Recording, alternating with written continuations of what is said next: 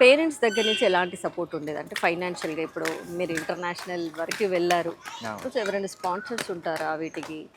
లేకపోతే మీ పర్సనల్‌గానే మీరు వెళ్ళాల్సి ఉంటుందా? ఎలా ఉంటుందసలు? ఒకవేళ ఒక టోర్నమెంట్‌కి మనం అటెండ్ అవ్వాలి అని అనుకోండి. Like majority of the times మా పేరెంట్సే పెట్టుకున్నారు. Like okay. కొన్ని కొన్ని సార్లు అంటే not a permanent sponsor but Sujana foundation నుంచి లైక్ సమ్ రోటరీ క్లబ్స్ వీళ్ళ దగ్గర నుంచి ఒక చిన్న చిన్న ఫండ్స్ వచ్చేవి యాజ్ అ స్పాన్సర్షిప్ ఓకే. ఇంటర్నేషనల్స్కి వెళ్ళినప్పుడు. ఓకే. అది కాకుండా మెజారిటీ ఆఫ్ ద థింగ్స్ ఇంకా మా పేరెంట్సే పెట్టుకున్నారు. ఓకే.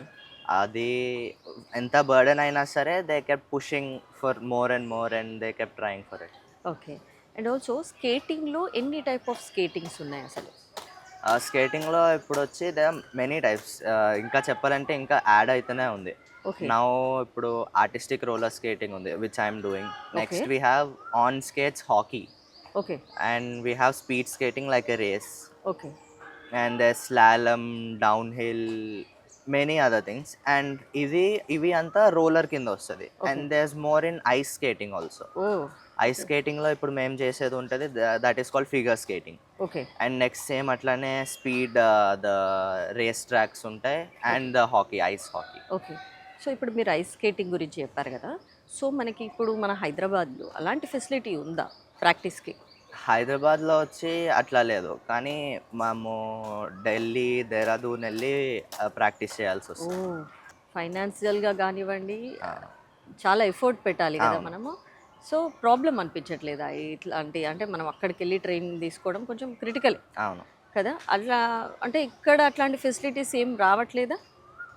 అంటే ఆహ్, ఎవరు ఇనిషియేట్ తీసుకోవట్లేరా? అవును. అంటే మా కోచ్ వచ్చి ఇప్పుడు ట్రై చేస్తున్నారు ఇక్కడ రింగ్‌కి ఎట్లైనా పెట్టించాలి. ఓకే. ఈదర్ లైక్ అంటే ice is very costly. Like అది మెయింటైన్ చేయడం చాలా okay.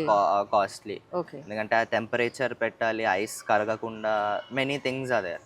Okay. So, my coach is trying like ఎక్కడైనా పెట్టించడానికి సో దట్ ఉన్న స్కేటర్స్‌కి కూడా హెల్ప్ అవుతది. ఓకే. ఇప్పుడు మేమేంటంటే ఇక్కడ రోలర్‌లో ప్రాక్టీస్ చేసి కాంపిటీషన్‌కి ఒక 2 డేస్ ముందెళ్ళి అక్కడ ఐస్ అలవాటు చేసుకొని, అక్కడ ఆ ఐస్ టెంపరేచర్, స్కేట్స్ స్కేట్స్ ఆ స్కేట్స్ ఎవ్రీథింగ్. అలవాటు చేసుకొని 2 డేస్‌లో we have to compete అట్లాగుంటది.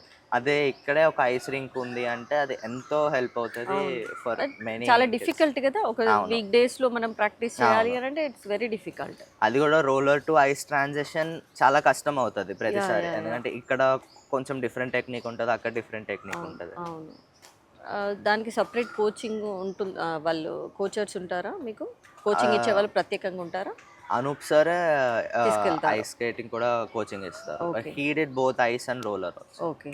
So, government నుంచి ఎలాంటి సపోర్ట్ ఒస్తుంది ఇప్పుడు ప్రెజెంట్ మీకు? అంటే మేము ఇంటర్నేషనల్స్ వెళ్ళి వచ్చాక రీసెంట్‌గా లాస్ట్ ఇయర్ వెళ్ళిన ఏషియన్ ఛాంపియన్‌షిప్‌కి 5,00,000 అనేది అనౌన్స్ చేశారు. ఓకే. అది ఇప్పటిదాకా మాకు వచ్చింది లేదు. ఓకే. కానీ అనౌన్స్ అయితే అనౌన్స్ చేశారు. చేశారు. ఓకే. సో, అట్లానే చాలా అంటే కొన్ని కొన్ని funds after coming back after achieving we are getting something. But okay. Before that మేము క్యాంప్స్‌కి అటెండ్ అవ్వాలి. మినిమమ్ మాకు రిక్వైర్మెంట్ 3 క్యాంప్స్ కంపల్సరీ ఉండాలి. ఓకే. అక్కడ అయ్యే ఫండింగ్ అండ్ మేము అక్కడికి వెళ్ళడానికి అయ్యేది స్టేయింగ్ ఎవ్రీథింగ్. ఎవ్రీథింగ్ అది కొంచెం ముందే మాకు రాగలిగితే ఇంకా పేరెంట్స్‌కి చాలా బర్డెన్ తగ్గుద్ది. ఓకే. ఇప్పుడు అది అయిపోయాక అనౌన్స్ చేసి అదొక 1 ఇయర్‌కో, 2 ఇయర్స్‌కో మాకు నార్మల్‌గా వస్తది. ఇన్సెంటివ్స్ అనేది అంతే లేట్ అవుతది ఓకే. నార్మల్‌గా. అది ఓకే. మాకు కొంచెం ముందే వస్తే గవర్నమెంట్ సైడ్ నుంచి అండ్ ఓకే. ఇంకా మోర్ మేము ఇప్పటికి ఇంకా జస్ట్ నార్మల్ ఇంటర్నేషనల్స్ గురించే మాట్లాడుతున్నాం. We okay. Have to go for Olympics. Other trips అంటే ఇప్పుడు ఇంకా హైయర్ ఇంటర్నేషనల్స్‌కెళ్ళడానికి ఓకే. మేము ఇంకా కోచింగ్ తీసుకోవాలి. ఇంకా ఇంటర్నేషనల్ కోచెస్ దగ్గరికెళ్ళి వాళ్ళ టెక్నిక్స్ నేర్చుకోవడం. ఓకే. అట్లాంటివి కంపల్సరీ మాకు కావాలి. ఓకే. దానికి ఇంకా డబల్ ఫండింగ్ అవసరం యెస్. ఉంటది. యెస్. యెస్. ఎందుకంటే మేమే అక్కడ స్టే చూసుకోవాలి.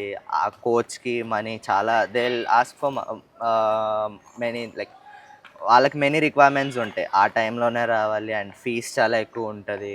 ఓకే. అవన్నీ గూడా కొంచెం గవర్నమెంట్ సైడ్ నుంచి మాకు ఫండింగ్ వస్తే ఇంకా బెటర్ ఇంటర్నేషనల్ వరల్డ్ ఛాంపియన్‌షిప్స్, ఒలింపిక్స్‌కి ఇట్లాంటి వాటికి ఇంకా పుష్ చేయడానికి ఉంటది. ఓకే. ఇట్లాంటి హడల్స్ అన్నీ మీరు దాటుకుంటూ గోల్డ్ మెడల్స్ కానివ్వండి, ఇప్పుడు ఇంటర్నేషనల్ లెవెల్స్‌కి మీరు ఎళ్ళడం జరిగింది. అవును.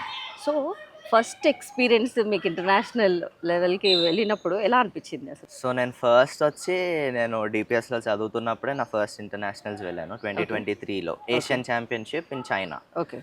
అక్కడ యాక్చువల్గా నాకు ఆ కాంపిటీషన్కి 2 months ముందు I had a ligament tear, severe injury అయింది.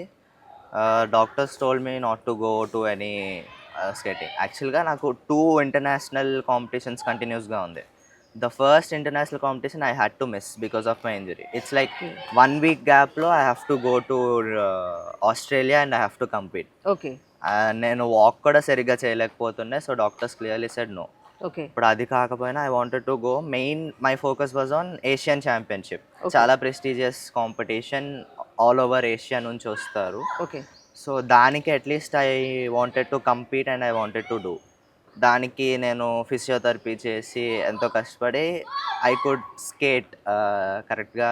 నేను నొప్పితోనే స్కేట్ చేశాను. అక్కడ ఏషియన్ ఛాంపియన్షిప్కి వెళ్ళి I got my first international silver medal.